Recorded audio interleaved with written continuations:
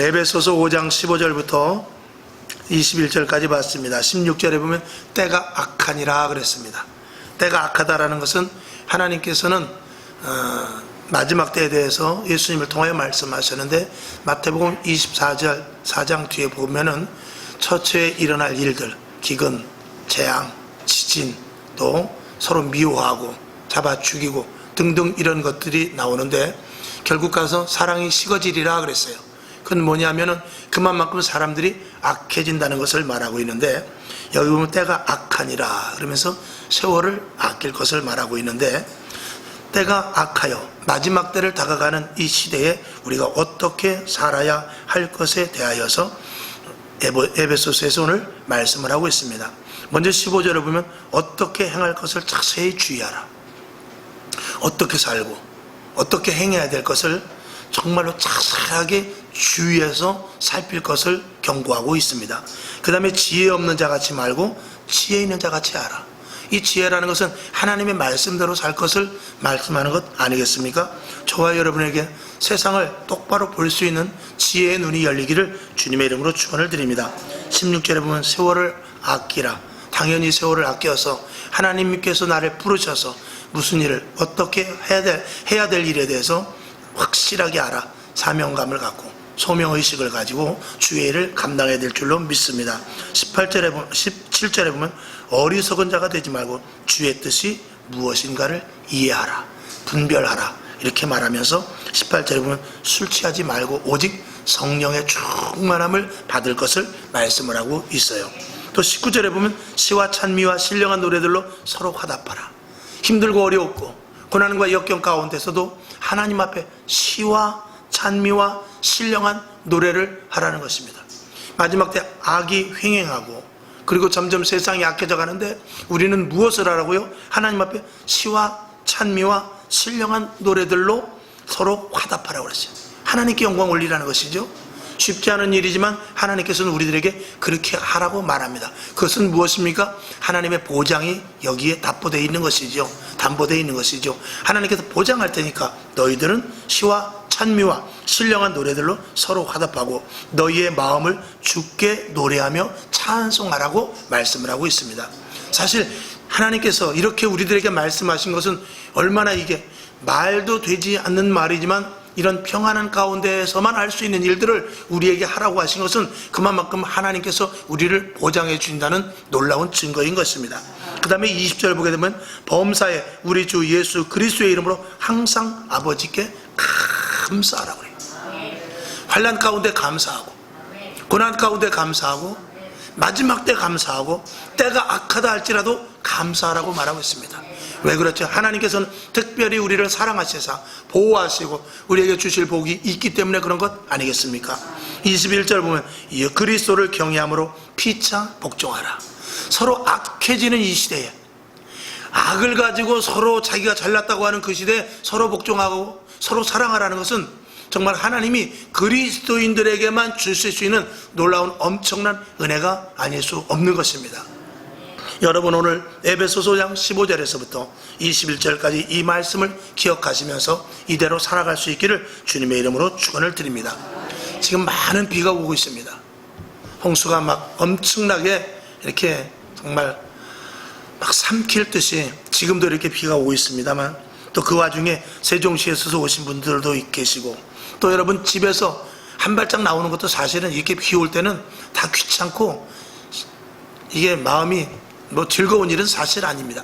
그러나 하나님께서 우리를 부르심에 합당한 자리까지 가기 위하여 오늘 의전에 나와서 하나님을 사모하는 심정으로 오신 여러분, 하나님께서 분명히 이 자리를 특별히 기억해 주실 줄로 믿습니다. 많은 비가 왔어요. 근데 성경을 가만히 보게 되면은, 신약에 보게 되면은, 자, 성경을 한번 보고 말씀을 드리죠. 마태복음 24장 6절부터 8절까지를 한번 보겠습니다. 자, 다 같이 볼까요? 시작. 난리와 난리 소문을 듣겠으나 너희는 삼가 두려워 말라. 이런 일이 있어야 하되 끝은 아직 아니니라.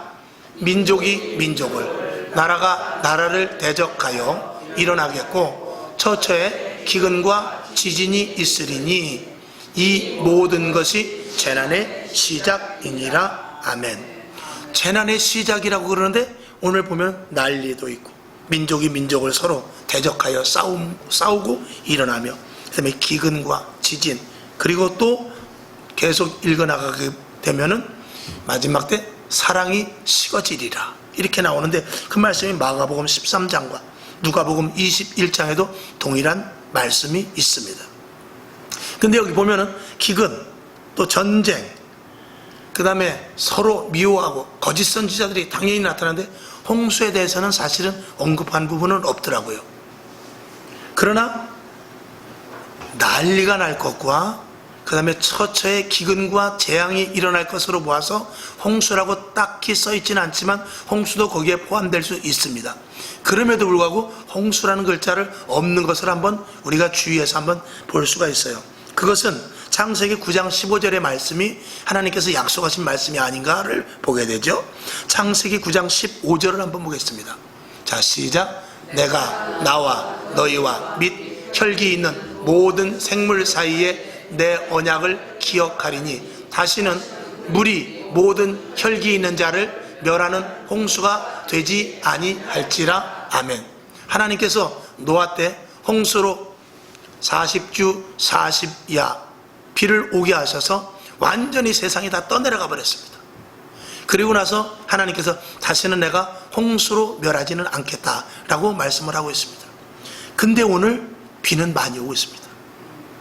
실질적으로 기근도 있고 또 지진도 일어나며 전쟁도 일어나고 그리고 그런 상태가 있지만, 그럼에도 불구하고 사실 하나님께서 약속하시지 않았던 그 홍수는 계속 지고 있는 것을 보아서 우리는 어떤 생각을 할 수 있는가?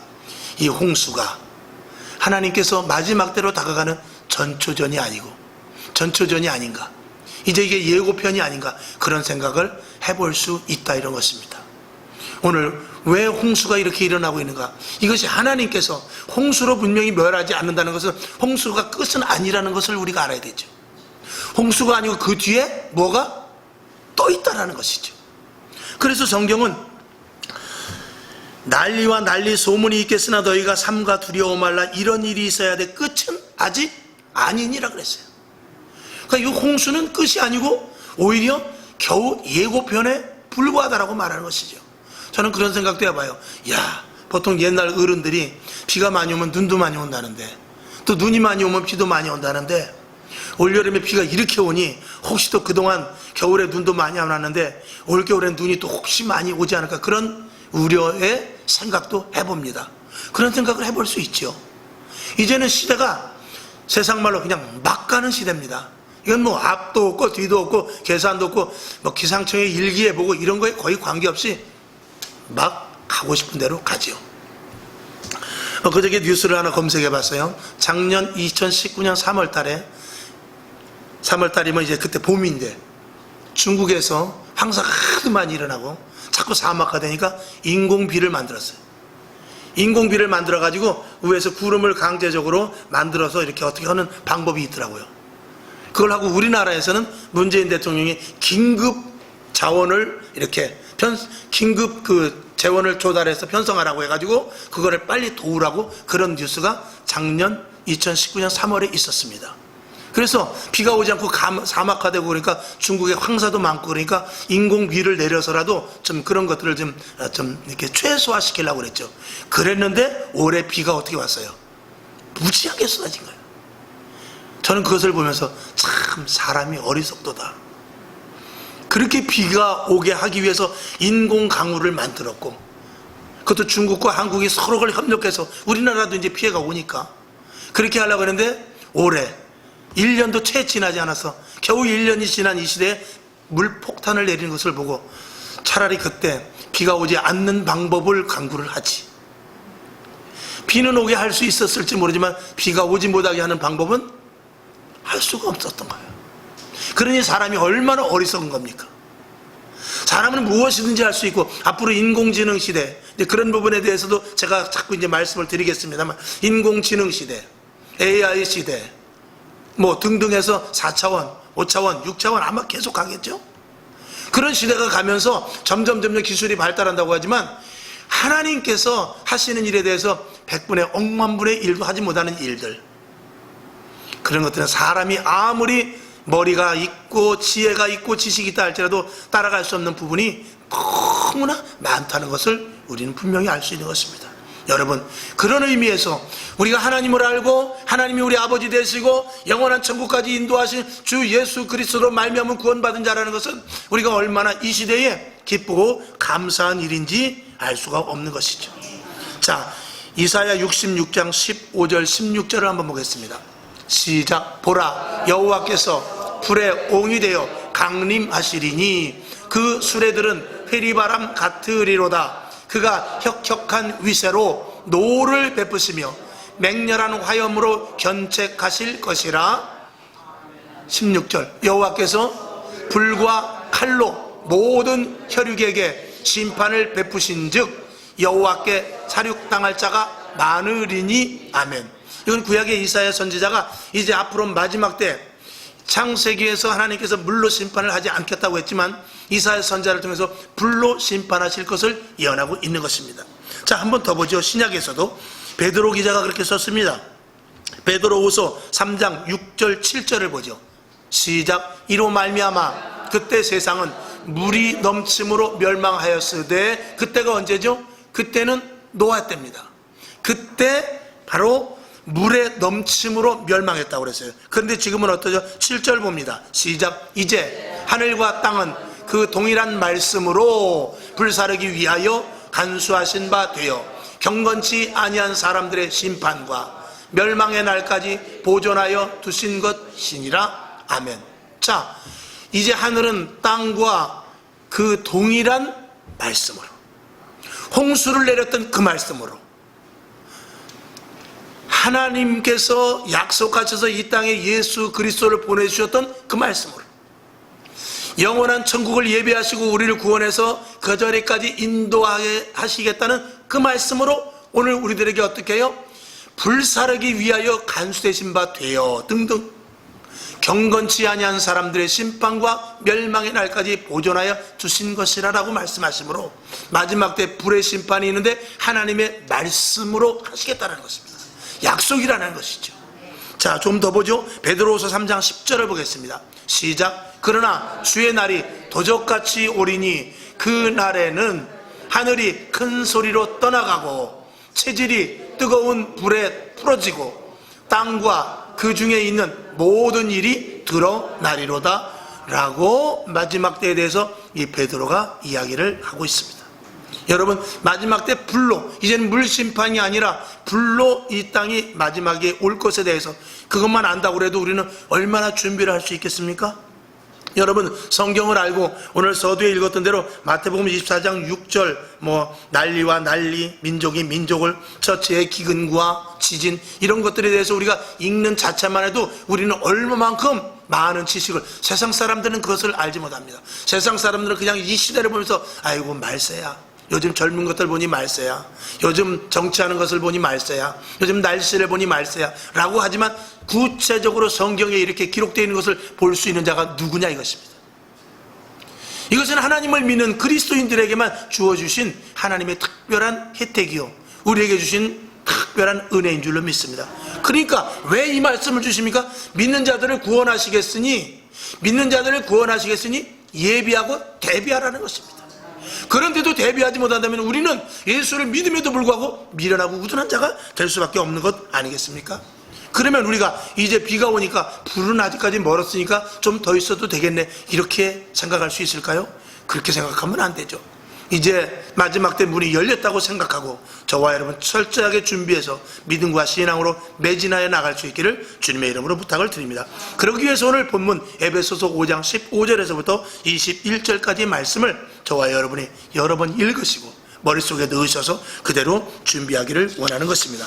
자, 이제 마귀는 자기의 때가 얼마 남지 않은 것을 알고 무차별 공격을 합니다. 위와 같은 재앙이 일어나고 전쟁이 일어나고 그 다음에 기근이 나고 서로 형제가 형제를 미워하고 서로가 잡아 죽이는 그런 일들이 오게 되는데, 이런 모든 것들은 다 왜 그러냐? 그리스도인들이 예수를 믿는 믿음이 약화되게 하기 위해서입니다. 여러분, 아무리 힘들고 어렵고 고난과 또 이런 막 풍파가 오고 그래도요, 이 믿지 않은 사람들은 두려워할 수 있을지 모르지만 그들은 나름대로 자기 살 방도를 쳤습니다. 그리고 그들이 계획을 세우고 국가를 의지하고 또 국가에서 컨트롤 타워 같은 것을 만들어서 하겠지요. 그런데도 불구하고 세상 사람들보다도 우리 믿는 자들이 타겟이 되는 것은 믿는 자들의 그 좋지 않은 환경과 일어나는 여러 가지 모든 재앙을 통해서 믿는 자들의 믿음을 빼앗아가기 위함인 것입니다. 자, 당장 코로나 사태만 본다 할지라도 늘 말씀을 드리지만 벌써 예배가 이렇게 위축되어 있죠. 사람들이 많이 나오질 못합니다. 많은 제한이 걸렸습니다. 이번 고양시에서 또 그 확진자가 나오는 바람에 사실은 그게 교회에서 나온 건 아니죠. 어떤 사람이 옮겨가지고 교회로 온 거죠, 사실은. 근데 어디서 옮겨서 교회로 온 것은 이야기하냐고 교회에서 발생됐다만 이렇게 말합니다.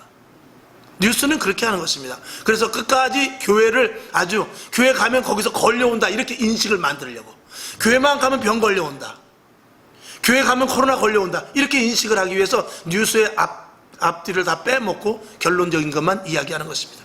여러분, 교회에서 코로나가 생깁니까? 그렇지 않습니다. 제가 코로나를 걸렸다 할지라도 저는 바깥에서 묻어오는 것이지 교회에 생기는 건 아니거든요. 그러나 그런 것들은 다 잘라먹고 교회에서 발생되면 어떤 목사 때문에, 어떤 성도 때문에, 누구 때문에 교회에서 발생이 돼서 지금 확진자가 5명, 7명, 12명 막 나갑니다 이렇게 말합니다. 그건 왜 그렇죠? 그런 모든 환경을 통해서 자꾸 예수 믿는 사람들이 믿음이 약화되고 신앙을 떨어뜨리고 교회의 가치를 떨어뜨리면서 교회가 하나님의 일을 하지 못하게 하는 방해하는 세력이라는 것을 우리는 분명히 알아야 됩니다. 자, 우리의 생각과 마음을 자꾸 흔들어서 믿음을 약화시키려고 합니다. 우리의 믿음이 어디에 있을까요? 잠언서 4장 23절을 한번 보겠습니다. 자, 시작. 무릇 지킬 만한 것보다 더욱 내 마음을 지키라. 생명의 근원이 이에서 남이니라. 무엇을 지키라고 그랬어요? 마음을 지키라고 했어요. 마음. 여러분, 마음과 생각이 무엇이 다릅니까? 마음이 흔들릴 수 있죠. 생각도 흔들릴 수 있죠. 여러분이 마음은 어디에 있다고 생각합니까? 대개 마음이 어디에 있냐 생각하면 우리의 가슴 속에 있다고 그럴 거예요. 생각은 어디에 있습니까? 생각도 가슴 속에 있습니까? 대개 생각은 어디에 있다고 그러죠? 머리에 있다고 말합니다. 근데 머리의 생각도 흔들릴 수 있고 이 마음의 생각도 흔들릴 수가 있어요. 근데 오늘 성경을 보니까 무릇 지킬 만한 것보다 더욱더 마음을 지키라고 했어요. 이 마음이 중요한 것입니다. 이 마음 속에 근심 있는 사람, 마음이 답답한 자, 마음을 굳게 갖는 자, 이렇게 마음을 굳게 가져야 되는데 이 마음을 누가 흔드느냐? 이 머릿속에서 흔드는 거예요. 마음이 흔들려서 생각이 달라지는 부분도 있겠지만 제일 먼저는 어디를 치고 들어오냐? 생각을 치고 들어오는 거예요. 그래서 마음에 굳은 마음을 가집니다. 내일은 내가 누구를 만나야지, 내일은 무엇을 해야지. 그 마음을 머릿속에서 생각을 하면서 마음에 그걸 굳힙니다. 마음에 굳히는데 가만히 그날 밤에 잠을 자는데 마음은 굳혔어요. 근데 머릿속에서 무엇을 하게 되죠? 생각을 하게 됩니다. 내일 만나야 되나 정말? 만나지 말까? 만날까? 만나지 말까? 이것이 밤새 중요한 일이라면 이것이 밤새 머릿속에서 요동치다가 결국은 무엇을 바꿔버리죠? 마음을 바꿔버리게 됩니다. 그래서 이 생각이 굉장히 중요한 거예요. 이 생각은 무엇을 보고 생각하냐? 마음은 굳어요. 마음은 굳었는데 생각은 무엇을 보고 생각을 하느냐? 자, 내일 누구를 만나야 돼요. 그래서 만나기로 작정을 하고 내 마음을 굳혔어요. 그리고 생각도 내일 만나면 무엇을 할까 생각을 하는데, 예를 들어서 오늘과 같이 비가 오고 천둥이 치고 아니면 눈이 엄청나게 많이 왔어. 그러면 마음은 어때요? 마음은 그냥 있는데 먼저 이 속에서, 머릿속에서부터 생각을 하게 됩니다. 눈이 왔는데 어떡하지? 비가 막 퍼붓는데 어떡하지? 마침 차도 카센터에 맡겼는데 버스를 타고 가야 되나? 이 머릿속에서 계속 하다가 마음을 어떡하죠? 마음을 뒤집어 버릴 수 있습니다. 그리고 생각을 잘 하게 되면 그냥 그 굳은 마음을 가지고 끝까지 그 일을 행하기도 합니다. 그러니까 이 마음을 컨트롤할 수 있는 것이 이 머리에서부터 시작이 되는 거예요. 근데 이 머리는 무엇을 보고 생각을 하게 되냐? 상황을 보고 생각을 하게 되는 거예요. 그러니까 상황이 점점 나빠지면 생각은 점점 복잡해지는 것입니다. 그 생각이 복잡해지면 마음을 가졌던 것들이 요동하기를 시작하는 것입니다. 그래서 처음에 먹었던 마음이 상황이 변함으로 말미암아서 생각이 달라지고 그 생각을 통해서 이 마음 속에 있는 것이 뒤집어지는 경우가 있을 수 있는 것입니다. 자, 그럼 우리 속에 내가 예수를 믿고 하나님으로 말미암아 많은 간증이 있어서 예수를 믿는 데 있어서 요동치 않는 믿음을 우리가 가져요. 오늘 기도해야지, 3시간 기도해야지, 성경 3장 봐야지, 오늘 예배 꼭 나가야지, 나름대로 이 마음속에 굳게 마음을 다집니다. 그런데 가만히 그날 밤에 또 아침에 상황을 보니까 상황이 이상해졌단 말이죠. 그러면 이 생각이 막 복잡해지기 시작합니다. 그러면서 그 생각 속에서 이 마음의 것들을 빼앗기게 될 수 있다는 것입니다.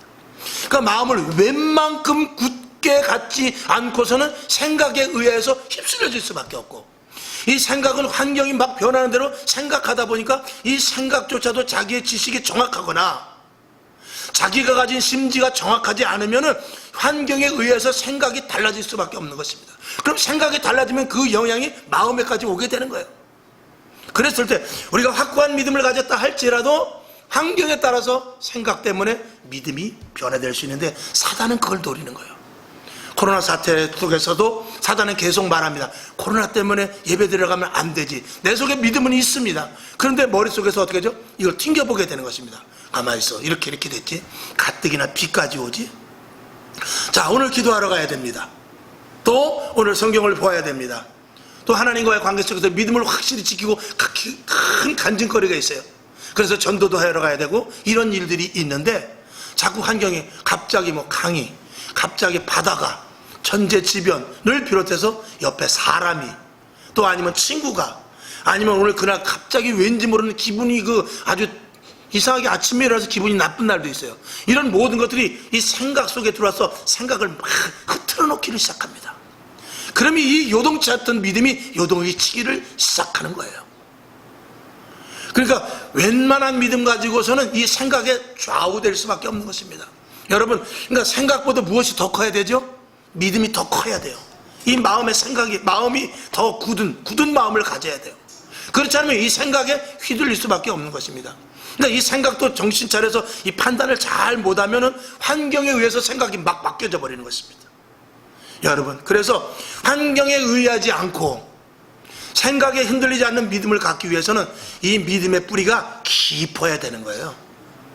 바람이 불고 오늘도 태풍이 불어서 큰 정말 웬만한 간판 같은 것도 다 떨어질 정도가 됐지만, 그럼에도 불구하고 나무가 깊이 뿌리를 받고 있으면 아무리 태풍이 불어서 막 이파리는 난리가 났죠.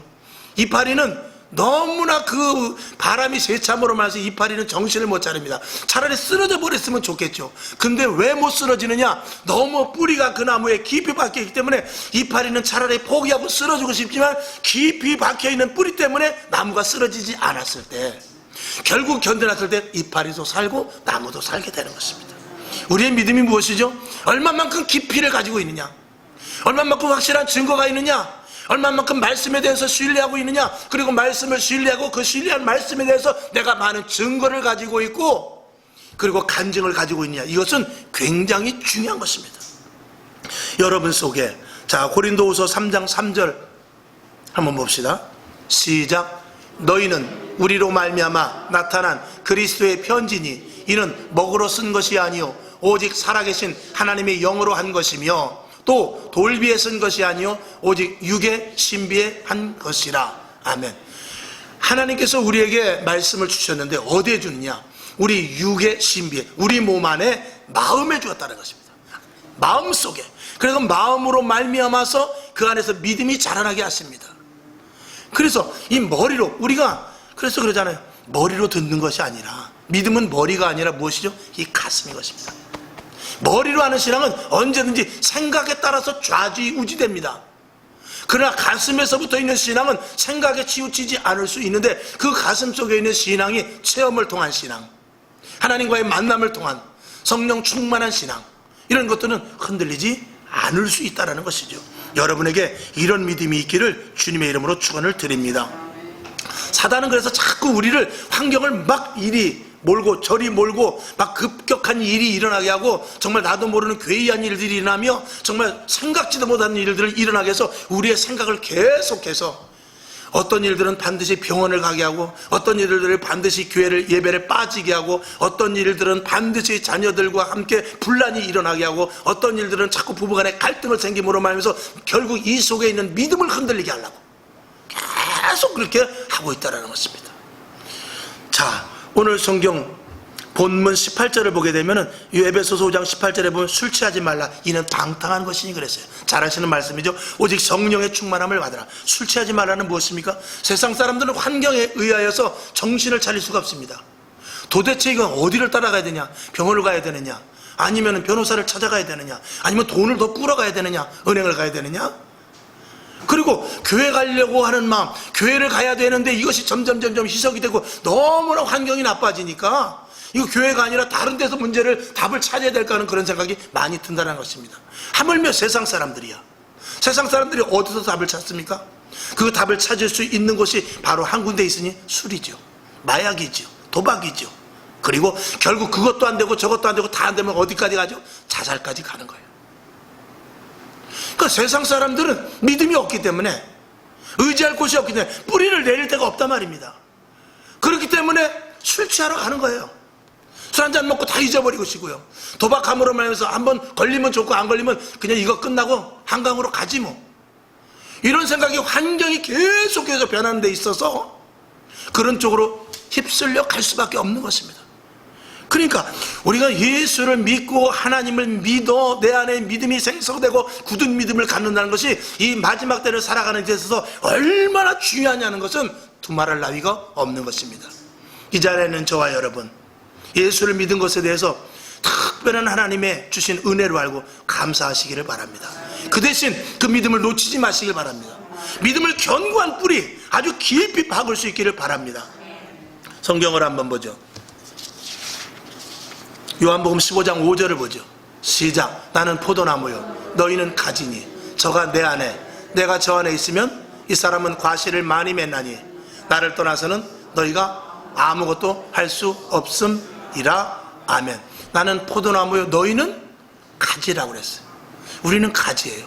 가지는 어디에 붙어 있어야 되느냐? 그냥 나무에만 붙어 있으면 됩니다. 하나님께서 우리를 붙잡으시고 말씀으로 날마다 나에게 계속해서 주십니다. 또 성령의 인도하심을 따라 살아가기 위해서 날마다 우리들에게 주셔요. 그 말씀 붙잡고 그렇게 인도하시는 대로만 살면 되는 것입니다. 그러면 세상이 급변한다 할지라도, 환경이 나를 내려친다 할지라도 얼마든지 우리는 이겨낼 수 있다는 것이죠.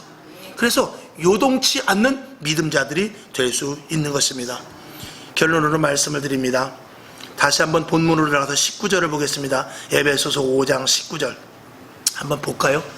자, 시와 찬미와 신령한 노래들로 서로 화답하며 너희의 마음으로 주께 노래하며 찬송하며 그랬어요.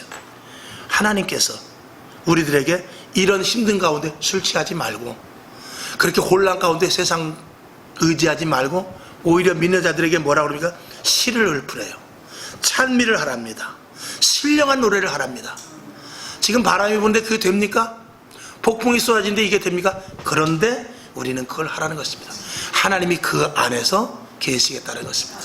엘리야에게 하나님 어디 엘리야가 하나님이 어디 계시죠? 그랬어요. 그때 하나님이 어디에 계신가 봤더니 여호와 하나님이 지나가시는데 바위가 부서집니다. 폭풍우가 일어납니다. 비바람이 치죠, 지금으로 말하면. 그래서 정신을 차릴 수 없는 그런 상황 가운데 거기에 하나님이 계시는 것이 아니라, 하나님은 그 가운데 계시는 것이 아니라 작은 곳에서 세미하게 말씀을 하고 계시더라는 것입니다. 그 세미하게 말씀하시는 하나님의 음성을 들으라는 것입니다. 여러분, 폭풍과 오늘도 비바람이 몰았지. 오늘도 막 난리가 났습니다. 간판이 다 떨어지고 나무가 뿌리 뽑힙니다. 근데 하나님은 어떻게 말씀하십니까? 다 쓸려갔을 때 거기 잡초 하나가 남는데 그 잡초가 나에게 말을 해요. 나 안 죽었어. 그렇게 말하고 있습니다. 오늘도 여러 가지 코로나 사태 때문에 또 개인적으로 집에 침수당한 분들도 계실 것이에요. 전국적으로 그런 분들 때문에 예배를 못 나오는 분들이 있지만, 그럼에도 불구하고 오늘 주님은 누구와 함께 말씀하시냐? 그럼에도 불구하고 주 앞에 나와 예배드려서 하나님의 말씀을 듣고자 하는 이에게 주님은 그분을 통하여 그들에게 말씀을 하고 계시는 것입니다. 오늘 여러분, 하나님은 그 안에 붙어 있기를 바랍니다. 믿음의 털을 거기다 꽂기를 바라고 계시는 거예요. 포도나무 가지가 나무에 붙어 있기만 하면 되는 것입니다. 0.001mm만 떨어져 있어도 안 됩니다. 가까이 있는 것 같고 안 됩니다. 붙어 있어야 됩니다. 여러분, 오늘 에베소서 5장 15절을 보시면서 때가 악한 때입니다. 세월을 아껴라라고 그랬어요. 이제 세상은 자기 마음대로 움직일 것입니다. 그것은 마귀의 때가 얼마 남지 않았기 때문이거니와 믿는 자들을 결국 흩트르는 사단의 전략입니다. 그 전략에 여러분 환경과 조건에 끌려가지 마시고 굳건한 믿음으로 생각 속에서 내 마음을 다스려서 오히려 굳건한 믿음자들 될 수 있기를 주님의 이름으로 축원을 드립니다.